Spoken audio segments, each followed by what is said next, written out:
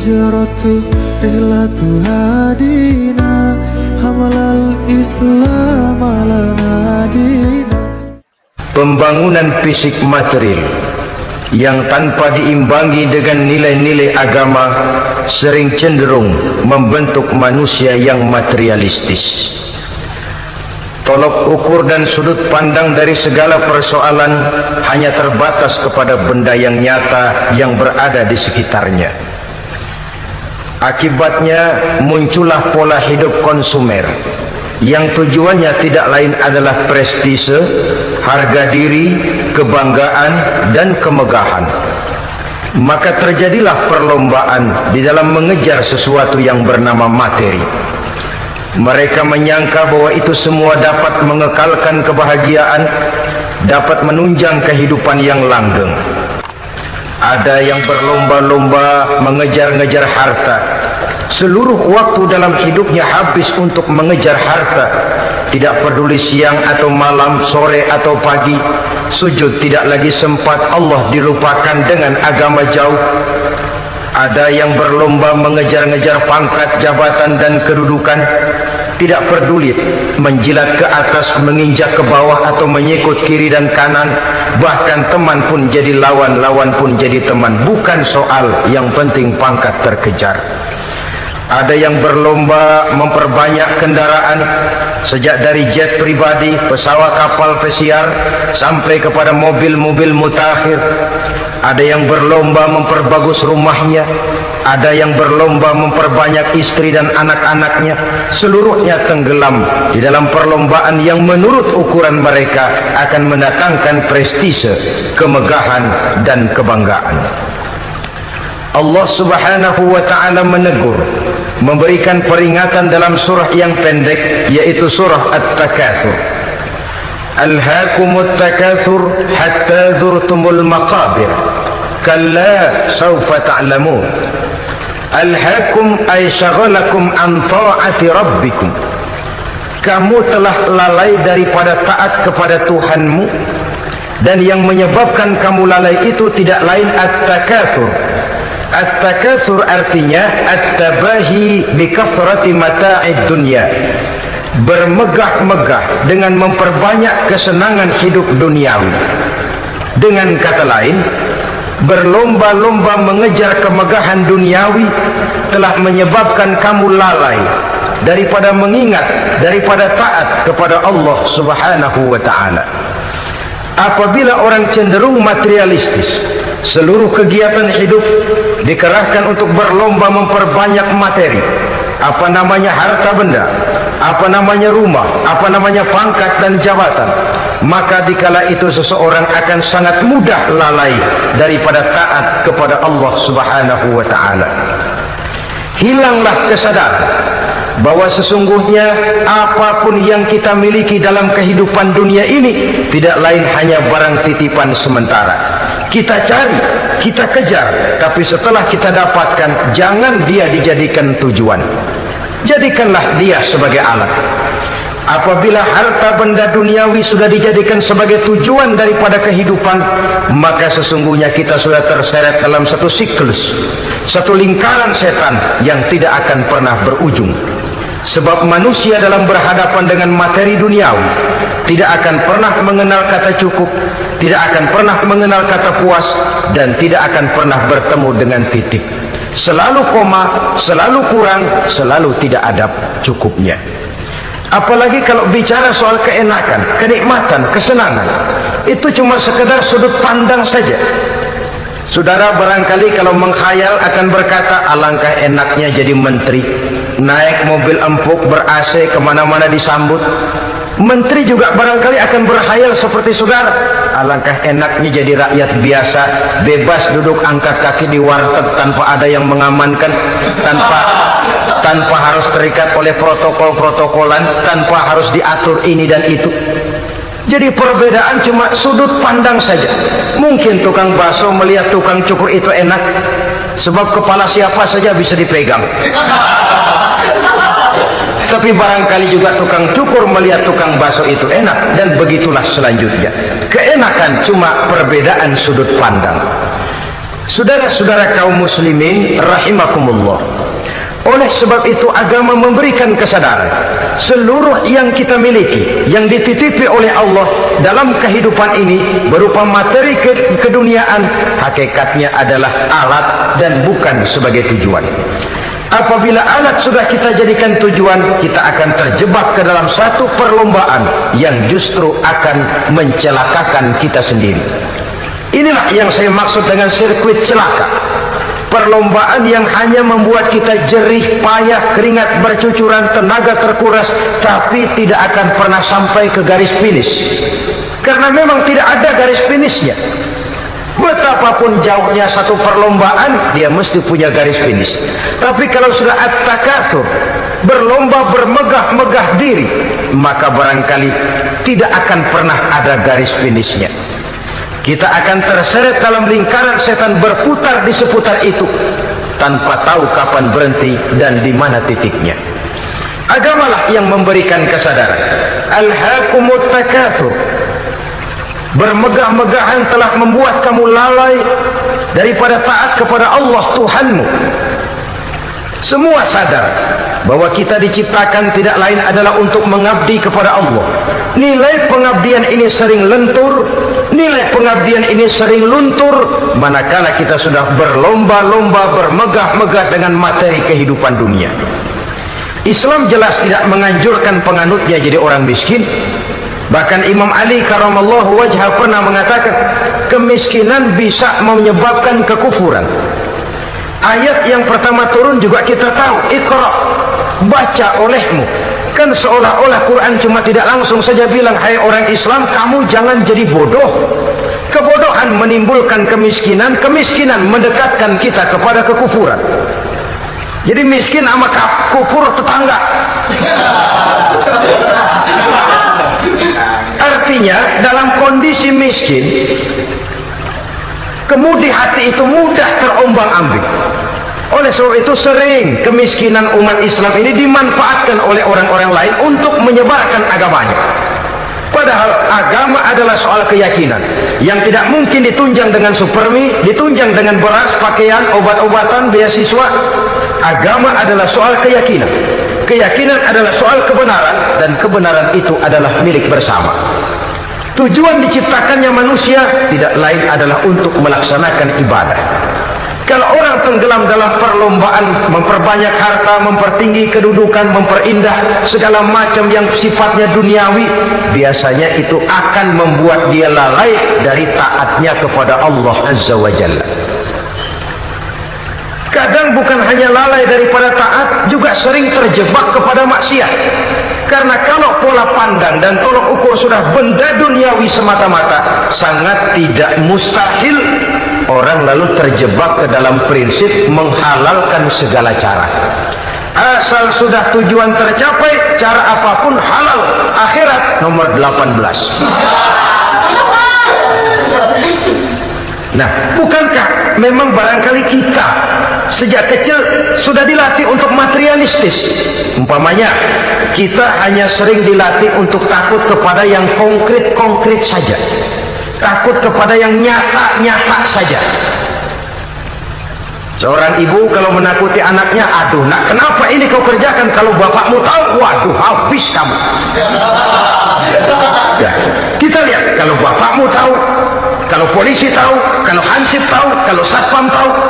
Tapi jarang seorang ibu menanamkan kepada anak, nak, kenapa ini yang kau lakukan? Nak? Bukankah kau tahu Allah lihat, Allah tahu, Allah dengar, Allah, nak. Diajarkan takut kepada yang gaib. Karena kalau takut dia kepada polisi, dia pasti bisa cari tempat lain dong yang polisi kagak lihat. Kalau takut dia kepada satpam, minggir dong ke tempat yang kira-kira satpam nggak lihat. Tapi kalau sudah takut itu terpulang kepada Allah, kepada yang gaib, tidak sejengkal tanah pun yang terhalang dari pengetahuan Allah. Tapi itulah salahnya kita. Sejak kecil anak-anak sudah kita latih untuk takut hanya kepada yang konkret-konkret saja. Akibatnya sampai dia besar melembaga dalam kehidupannya. Dia nyolong, kata temannya, kamu nyolong ya? Iya. Kok nyolong sih? Emang? Kenapa nyolong? Biarin.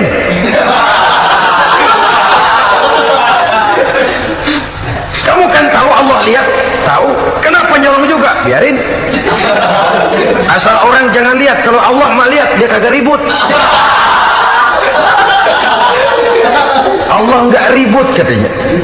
Nah, ini kan satu refleksi yang timbul daripada kenyataan. Jikalau orang hanya dijejali rasa takut kepada yang konkret-konkret saja, kepada yang zahir-zahir saja, yang akan tumbuh lalu mental kucing.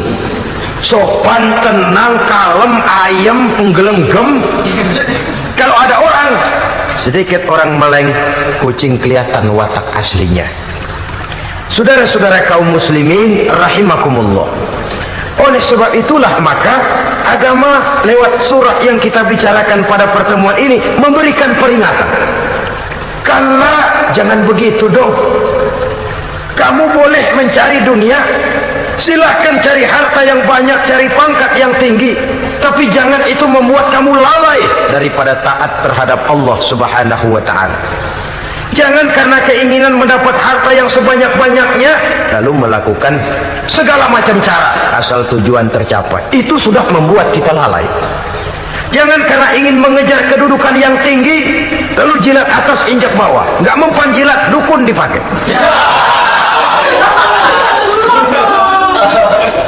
Itu kan sudah membuat kita lalai. Nanti kalau berhasil, wah dukun kita paten. Tapi kalau gagal, dukun sialan gagal mantap. Hilanglah Allah dalam kehidupan kita. Makin materialis, dan perlombaan ini membawa kita kepada kecelakaan. Kala sekali-kali jangan begitu. Berlomba boleh, cari uang yang banyak, tapi setelah uang didapatkan, jadikan dia sebagai alat, jangan dijadikan sebagai tujuan. Saudara, bekerjalah yang giat, carilah uang, tapi setelah dapat ajak ngomong tuh duit. Bagaimana ajak ngomongnya? Gini, duit, setengah mati gue nyari lo duit. Sore, pagi, siang, malam, peres keringat, banting tulang kaki jadi kepala, kepala jadi kaki, nyariin elu duit. Sekarang kamu sudah saya dapatkan, kamu milik saya duit. Karena kamu milik saya, jadilah kamu budak saya. Jangan saya yang jadi budak kamu. Nah, ini idealnya. Kamu harus jadi budak saya, jangan saya yang jadi budak kamu. Nyatanya kan ada orang nyari duit, setelah duitnya banyak dibudakin oleh duit. Dia sendiri tidak bisa merasakan kesenangan daripada duitnya, konon lagi orang lain. Mau ke pasar ngitung 16 kali. Naik bajai 1000. 1000 itu kalau ratusan semua 1000 lembar. Hitung-hitung, mendingan jalan kaki. Jalan kaki, tengah hari bolong, panas, kan dimudahkan oleh uang. Cari karier, kejar pangkat, kejar kedudukan. Setelah ditemukan itu, jadikan dia sebagai alat, jangan dijadikan tujuan. Pangkat kau milikku, karena kau milikku kau harus jadi budakku, jangan aku yang jadi budak kau pangkat.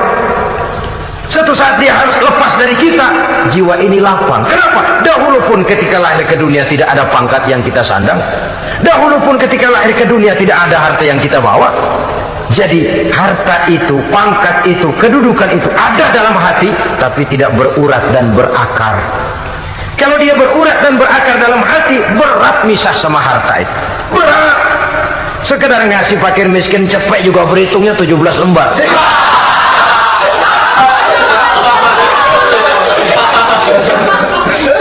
Dengar di kantornya mau ada mutasi, pindah dia dari tempat basah ke tempat kering, baru berita buruk udah meriang duluan. Ini nanti bagaimana, itu nanti bagaimana, ini nanti bagaimana. Kan tidak jarang orang yang kena apa istilah kerennya zaman sekarang itu post power syndrome. Post power syndrome ini pernah dianalisa oleh Nabi. Kata beliau, irhamu salasatan minan nas, sayangilah 3 macam manusia. Siapa mereka? Pertama, azizan zalla, orang terhormat yang jatuh hina. Ini yang sering terkena post power syndrome. Biasa kemana-mana dikawal, dihormati, datang ke tempat ini protokol siap, ini serba diatur semua, serba beres. Begitu jabatan selesai atau pensiun, habis orang gak indah-indah. Dia lihat orang diemin aja, orang diemin, orang tonton. Ini kalau nggak kuat mentalnya, itu kena post power syndrome. Akibatnya ya bisa jantungan, bisa lever, bisa darah tinggi. Ya penyakit-penyakit yang zaman dulu kita nggak kenal. Ini kan makin banyak dokter, makin maju ilmu kedokteran, makin aneh penyakit. Saudara hadirin yang saya hormati, post power syndrome kena apa yang dinamakan frozen emotional attitude. Tidak kuat menghadapi kenyataan. Azizan zalla, orang terhormat yang jatuh hina, itu sangat perlu dikasihani. Yang kedua, ghaniyan qadif taqor, orang kaya jatuh miskin. Ini juga sama. Biasa hidup apa ada, serba ada, lalu harus hidup apa adanya. Ini kalau kurang-kurang kuat, benar-benar membleng.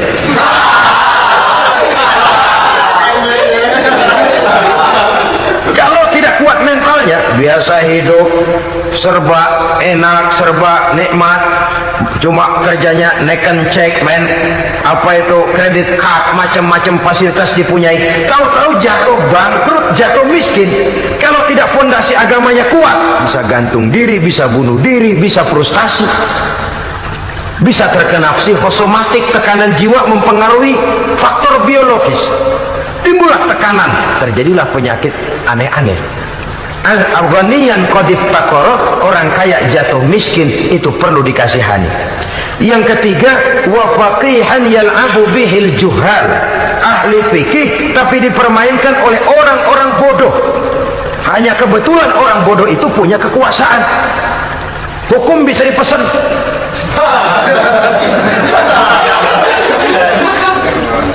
Aturannya haram, Ustaz, ada haram dikit aja dah.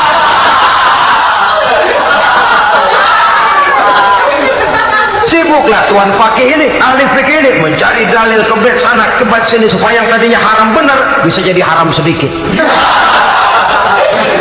Padahal yang minta ini orang bodoh, tidak ngerti agama, cuma karena punya kekuasaan dipermainkan oleh orang yang fakih. Orang yang fakih ini dipermainkan.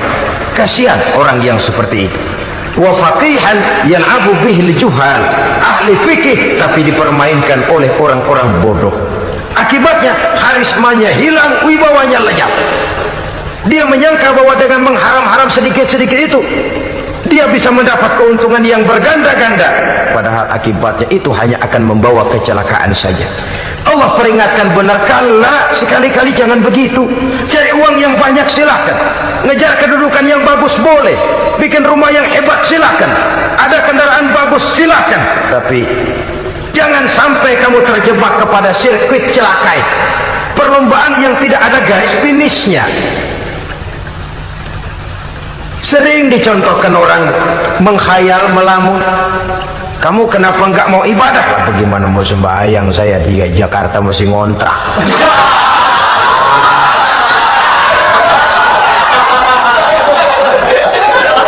Bingung, tiap akhir tahun kontrakan habis. Kalau punya rumah sendiri walaupun kecil-kecilan, tenanglah saya ibadah. Baiklah, oleh Allah diberikan rezeki, bisa bikin rumah walaupun kecil-kecilan. Sudah punya rumah sendiri, belum juga ibadah, apalagi mulur lagi. Habis bagaimana mau sembahyang, rumah kecil banget, pinggir kali, asal hujan bocor ya. Kalau bisa punya rumah permanen, rajin dah ibadah dah. Iyalah, diberikan rezeki, bisa bikin rumah besar, kamarnya banyak, halamannya luas, kendaraan belum ada, perabotan belum lengkap. Sudah ada kendaraan, belum kayak orang-orang. Sudah kayak orang-orang, masih sama dong, kudu di atas. Kapanlah selesainya? Kala, sekali-kali jangan begitu. Jangan kamu mengumpulkan harta bermegah-megah membuat kamu lalai dari taat kepada Tuhanmu. Engkau tinggalkan rukuk dan sujud, engkau jauh dari masjid, engkau kering dari kehidupan beragama. Sebab itulah maka pembangunan fisik material tidak bisa dipisahkan dengan pembangunan mental spiritual. Tidak hanya cuma dalam teori, tapi juga harus dalam praktek. Selalu pembangunan yang hanya mengarah kepada fisik material, jauh dan kering dari agama, hanya akan melahirkan manusia-manusia materialistis yang terjebak di dalam sirkuit celaka perlombaan yang tidak pernah mengenal garis finish. Sebab itu agama mengajarkan, orang kaya itu siapa sih? Yang banyak duit? Belum tentu. Yang kebunnya di mana-mana ngebelakang? Belum tentu. Yang pabriknya selebar-lebar? Belum tentu. Yang punya segala macam peternakan, dari peternakan gajah sampai peternakan kutu?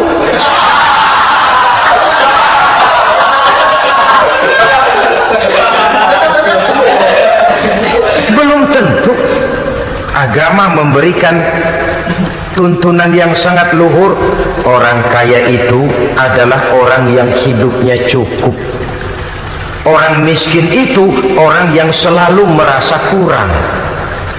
Bagaimanapun banyak duit saudara miliki, kalau masih merasa kurang, masih miskin saudara. Saya punya uang 1.000 rupiah, Anda punya uang 1 juta rupiah. Mungkin saya lebih kaya dengan uang yang 1.000 ketimbang Anda 1 juta. Kenapa? Dalam tangan saya uang 1.000 besar, artinya sesuai dengan kebutuhan saya. Tapi di tangan Anda uang 1 juta, kebutuhan Anda lebih besar daripada itu lagi. Maka agama mengajarkan sifat qanaah, merasa cukup, dan itulah sumber kekayaan yang hakiki. Orang kaya adalah orang yang hidupnya cukup. Kalla saufa ta'lamun, jangan begitu, nanti kamu akan tahu. Summa kalla saufa ta'lamun, jangan sekali-kali begitu, suatu saat kamu pasti akan tahu. Kalla law ta'lamuna ilmal yaqin thumma latarawunnaha 'ainal yaqin thumma latus'alunna yawma idzin 'anil na'im. Nah, kapan perlombaan ini akan menyadarkan orang? Biasanya hatta zurtumul maqabir, sampai kamu dekat ke liang kubur. Itu biasanya kalau istilah orang sekarang baru ngeh.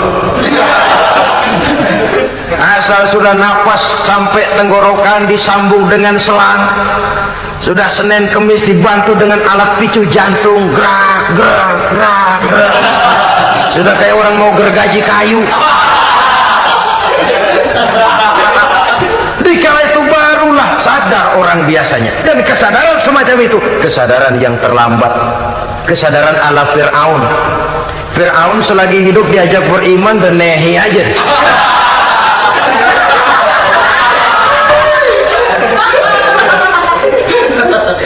Tapi ketika dia tenggelam di lautan merah bersama seluruh tentaranya, dikala nafas hampir terputus, keluar ucapannya, amantu bi Rabbi Musa wa Harun. Aduh, kalau begini mah saya juga percaya kepada Tuhannya Musa dan Harun. Saya beriman kepada Allah. Lagi timbul tenggelam mau sekarat baru beriman. Hatta zurtumul maqabir, kamu telah lalai dari sebab bermegah-megah sampai kamu masuk ke liang kubur, dekat ke liang kubur. Kalimat zurtum di sini menjelaskan bahwa kubur itu tidak selamanya. Zurtum itu dari kalimat zaro ya zuru, berziarah. Orang berziarah kan sebentar. Ke kubur itu sama dengan berziarah kita di sini. Sebentar, tidak akan selamanya, tidak akan kekal dalam kubur. Bahwa kubur itu cuma satu halte dari sekian halte yang harus kita jalani. Hatta zurtumul maqabir ay mutum wa dufintum fil kubur, sampai kamu mati dikubumikan dalam kubur, barulah kamu sadar bahwa perlombaan itu hanya sia-sia, bahwa perlombaan itu tidak akan pernah mengenal garis finish, bahwa perlombaan itu akan membuat kamu celaka. Begitulah umumnya kebanyakan orang yang terjebak ke dalam paham materialis, baru menyadari kesalahan langkahnya pada saat napas sudah sampai di tenggorokan. Ternyata uangnya yang miliaran rupiah tidak sanggup menyambung nafasnya. Ternyata kendaraan yang serba mewah berkilat tidak sanggup meneruskan kehidupannya. Ternyata pangkat jabatannya yang tinggi yang membuat dia menyebabkan temannya jadi lawan, lawannya jadi teman, tidak akan sanggup menghentikan sang malaikat maut. Kalau keadaan sudah begitu, baru sadarlah kita terlambat. Karena saat seperti itu akan dihadapi oleh setiap orang. Kala, jangan begitu. Sadarlah kamu bahwa kalau sudah dekat ke liang kubur kamu baru insaf, itu terlambat. Sebelum nafas sampai di tenggorokan, pintu tobat masih selalu terbuka. Tapi manakala nafas sudah sampai di tenggorokan, tertutuplah pintu tobat untuk orang yang bersangkutan. Oleh sebab itu, perlombaan dengan bermegah-megah terhadap materi duniawi, tolok ukur dan pandangan hidup yang terbatas kepada wujud benda semata-mata, memang sering menyebabkan orang lalai, sering menyebabkan orang lupa diri, tidak sadar tentang hakikat yang terpenting dari kehidupan ini, yaitu tentang dari mana dia datang, di mana dia sekarang, dan kemana dia akan pulang. Sungguh, ilmu pengetahuan tidak akan pernah mampu menjawab persoalan ini. Sungguh, filsafat juga tidak berdaya menghadapi pertanyaan seperti ini.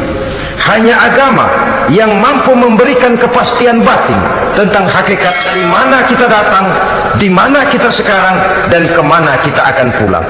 Makin kita renungi pertanyaan ini, makin kita menemukan diri sendiri, dan makin kita menemukan mengenal diri sendiri, kita akan semakin mengenal Allah Subhanahu wa ta'ala. Semakin kita mengenal Allah, maka akan semakin terpanggil kita untuk dekat dengannya, mentaati segala perintahnya, dan berupaya menjauhi segala yang dilarangnya.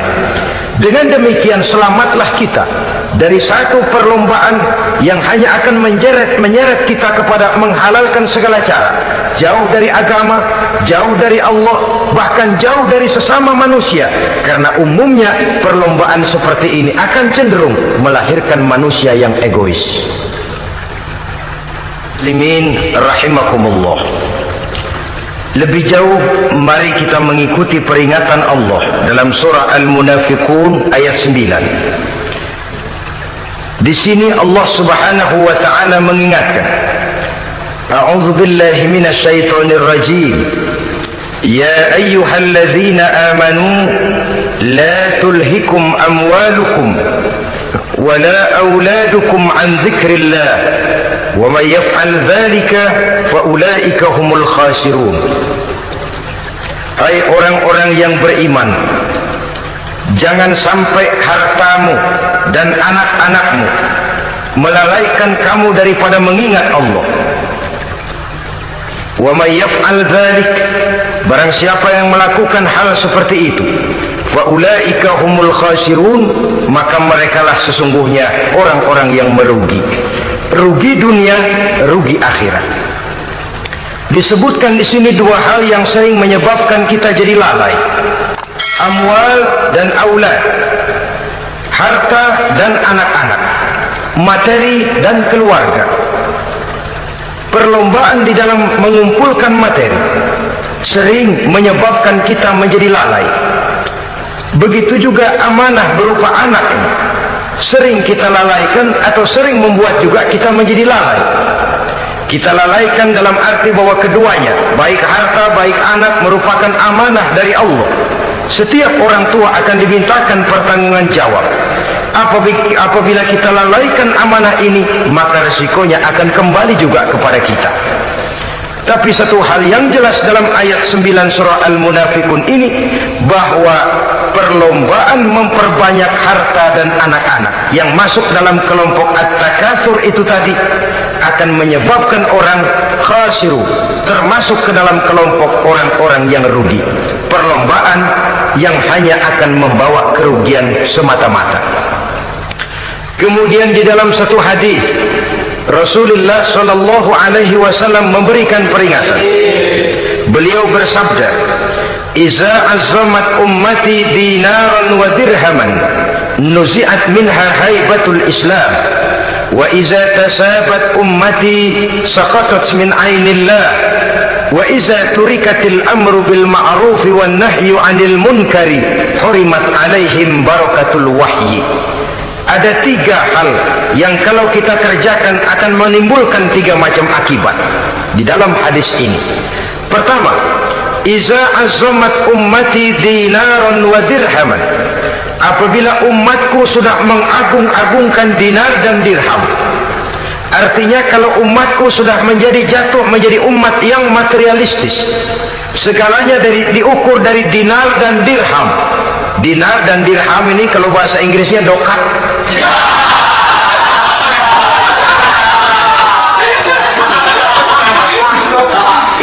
Segalanya diukur dari segi dinar dan dirham saja. Nuzi'at minha haibatul Islam, akan dicabutlah kehebatan Islam dari mereka. Memang ada kalanya kita berkata bahwa tanpa uang kita tidak bisa berbuat apa-apa. Tapi kalau itu dijadikan landasan dari segala sesuatu, itu yang dijadikan ukuran, itu yang dijadikan tujuan, kita hakikatnya sudah gagal sebelum melangkah. Apapun saja profesi kita, apabila sudah menjadi pendewa dinar dan dirham, akan hilanglah kehebatan Islam, akan dicabut kehebatan Islam itu. Umat Islam bisa dibeli, ulama bisa dikontrak, kiai bisa dicarter. Saudara hadirin ma'asyiral muslimin rahimakumullah, apabila umatku sudah membesar-besarkan dinar dan dirham, bermegah-megah dengan itu, berlomba-lomba memperbanyak itu yang menjadi tujuan dan tolok ukur dari segala kegiatan, nuzi'at minha haibatul Islam, akan dicabutlah kehebatan Islam. Hilang itu wibawa. Walaupun dia bernama umat mayoritas dalam jumlah, tetapi dia minoritas dalam peranan. Mayoritas dalam bilangan, tapi minoritas dalam percaturan kegiatan hidup ini. Kita ingat di zaman pengembangan Islam di masa Rasulullah sallallahu alaihi wasallam, mereka berlomba-lomba mengorbankan dinar dan dirhamnya untuk kepentingan agama, bukan mengorbankan kepentingan agama untuk mencari dinar dan dirham. Kita di zaman sekarang sering terjadi penjungkiran nilai terbalik yang kita amalkan. Nabi Ibrahim mengorbankan putranya Ismail untuk kepentingan agama. Kita sering sekarang ini mengorbankan kepentingan agama untuk anak-anak kita. Dulu anaknya yang dikorbankan buat agama, sekarang agamanya dikorbankan buat anak. Dulu dinar dan dirham dibelanjakan untuk menopang agama, sekarang agama dijadikan alat untuk mencari dinar dan dirham. Saudara-saudara kaum muslimin rahimakumullah, memang apabila dinar dan dirham digunakan untuk penyangga perjuangan, itulah idealnya. Saya katakan tadi, dinar, dirham, uang, dunia cuma sekedar alat, bukan sekedar tujuan. Kita memerlukan alat ini. Membangun pesantren tidak cukup dengan semangat, membangun rumah sakit Islam tidak cukup dengan pidato, membangun masjid tidak cukup dengan semangat menggebu-gebu. Kita perlu semen, kita perlu pasir, kita perlu batu kali, kita perlu besi, dan itu semua beli. Tidak turun dari langit seperti turunnya embun di waktu pagi. Tidak mungkin rumah sakit Islam muncul ke permukaan hanya dengan simsalabim abracadabra.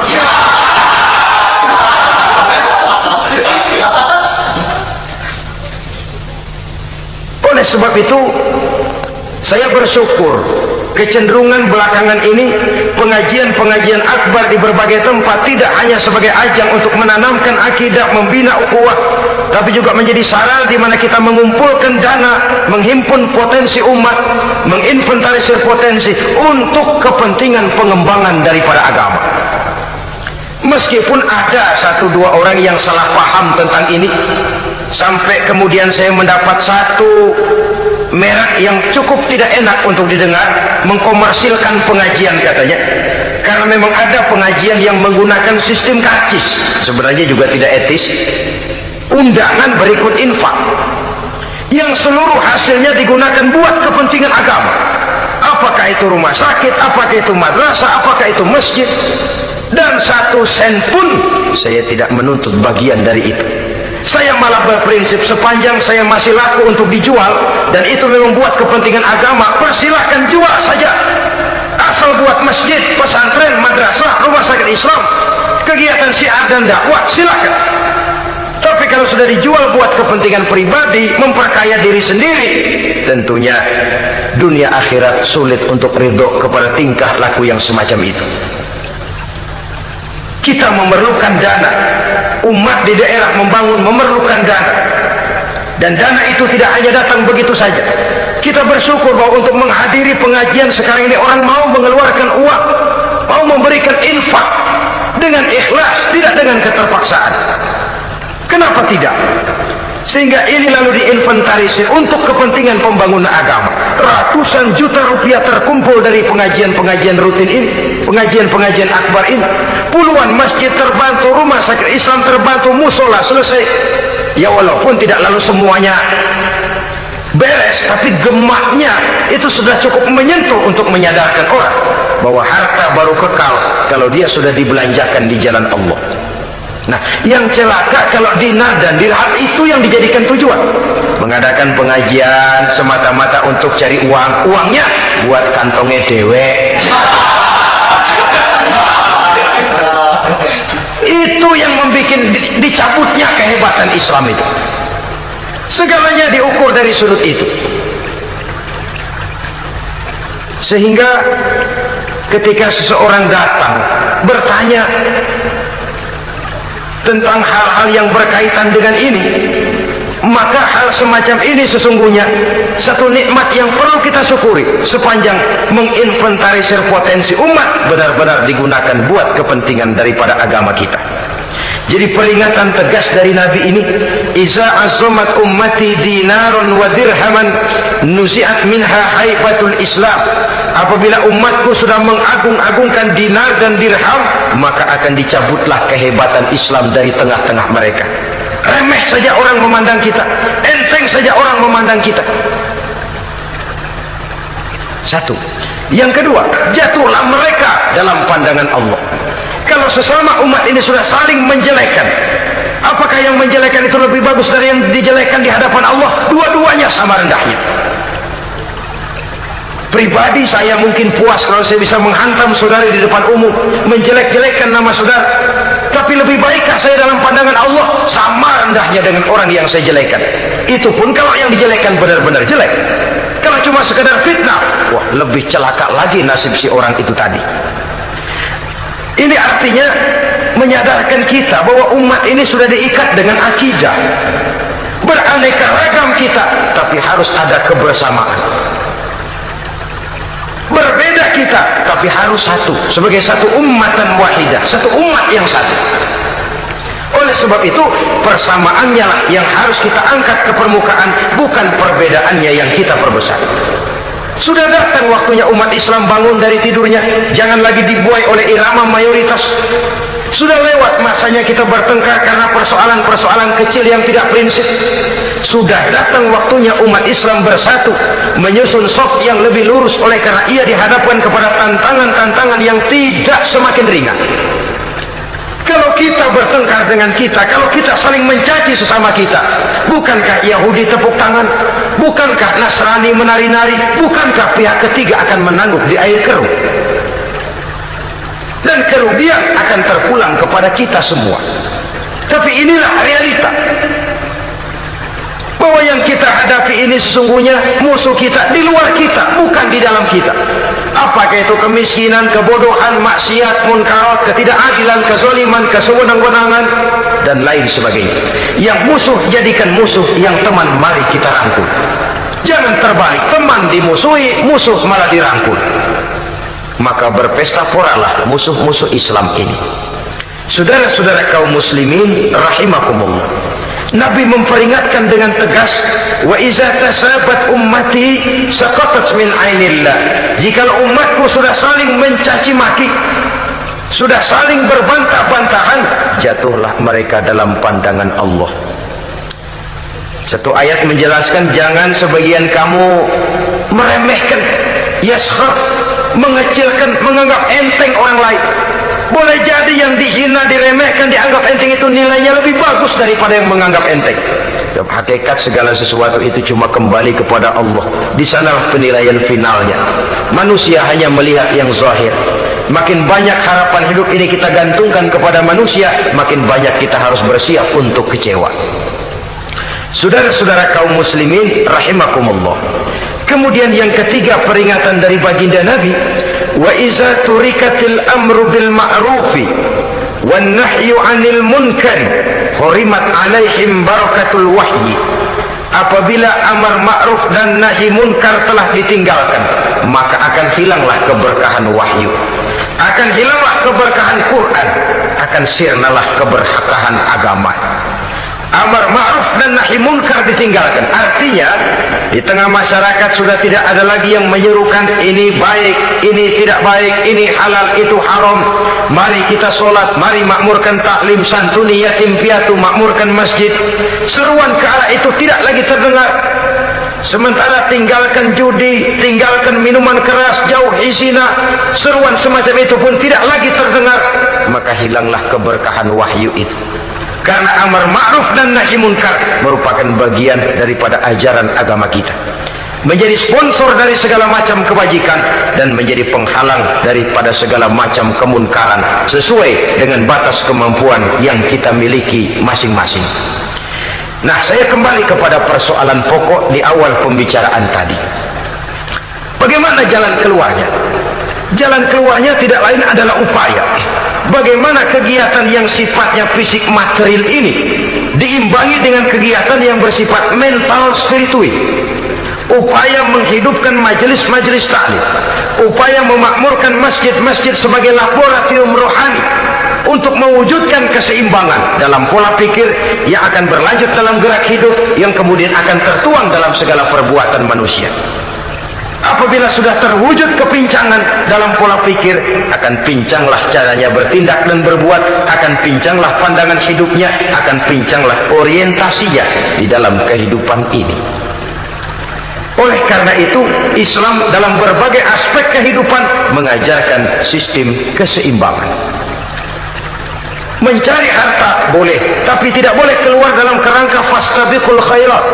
Berlomba-lomba silakan, tapi untuk kebaikan, bukan untuk bermegah-megah, bukan untuk menumbuhkan gengsi, bukan untuk meninggikan prestise dan harga diri, tapi fastabiqul khairat, berlomba-lomba di dalam mengejar kebajikan, di dalam menyebarkan kebaikan. Bukan sekedar berlomba-lomba, tapi tolong menolong, bantu membantu. Ta'awanu 'alal birri wat taqwa wa la ta'awanu 'alal ismi wal udwan. Bertolong-tolonganlah kamu di dalam kebaikan dan takwa, jangan bertolong-tolongan di dalam perbuatan dosa dan permusuhan. Kerjasama di dalam kebaikan, kerjasama di dalam ketakwaan. Ada satu contoh yang menarik bahwa umat Islam di dalam ia menjalin kebersamaan itu harus seperti orang main sepak bola. Saudara lihat, orang main sepak bola, kalau pertandingan belum dimulai, silakan kumpul di luar lapangan, atur strategi yang baik. Tapi kalau pertandingan sudah dimulai, turun ke lapangan hijau, jangan kumpul terus. Masa ada sepak bola gotong royong, groyok ke sana, groyok ke sini, ya kalah terus. Harus ada yang jadi penyerang tengah, kan begitu toh sepak bola. Harus ada yang jadi kiri luar, kanan dalam, striker, back, penjaga gawang. Yang penting kerjasama, teamwork, lalu mampu menciptakan operan-operan.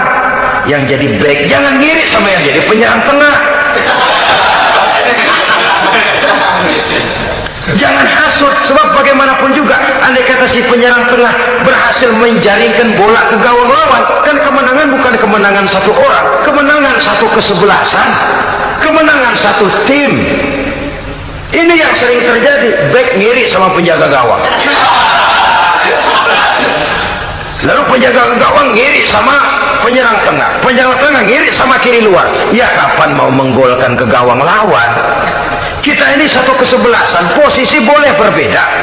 Umat Islam itu harus ada yang jadi camat, lurah, bupati, gubernur, menteri, jadi jenderal, jadi konglomerat, jadi pengusaha, jadi teknokrat. Yang penting kerjasama, teamwork, mampu menciptakan operan-operan yang akurat. Diego Armando Maradona, enggak pakai dia, enggak. Itu katanya maha bintang, gagah, hebat, bintang lapangan hijau. Kapan Maradona hebat? Kalau ditunjang oleh 10 temannya yang lain, merupakan satu kesebelasan. Bagaimanapun hebatnya Diego Armando Maradona, kalau dia sendirian lawan satu kesebelasan, remek.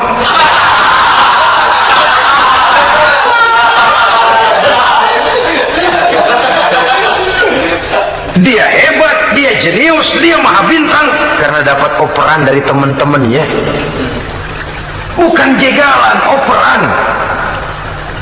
Jadi oleh sebab itu bagaimana kita menciptakan operan-operan akurat yang akan melahirkan kebersamaan di tengah-tengah umat. Artinya satu contoh saja, misalnya seorang pengusaha besar oleh karena kesibukannya di dunia bisnis tidak perlu jadi ketua pembangunan musola, tapi kalau ada musola belum selesai, operannya itu yang penting. Apa yang dioper itu, semen apa batu kali apa besi, yang penting operannya akurat. Kadang-kadang ada terjadi juga frustasi ngelihat lawan kesebelasannya terlalu kuat, ngoper ke gawang sendiri, jebol. Kan sering terjadi begitu. Muslim didukung oleh umat Islam, ketika punya posisi menguntungkan malah mempersulit Islam. Ini kan ngoper ke gawang sendiri, bunuh diri namanya. Boro-boro jebolin gawang lawan, asal jangan bunuh diri juga lumayan.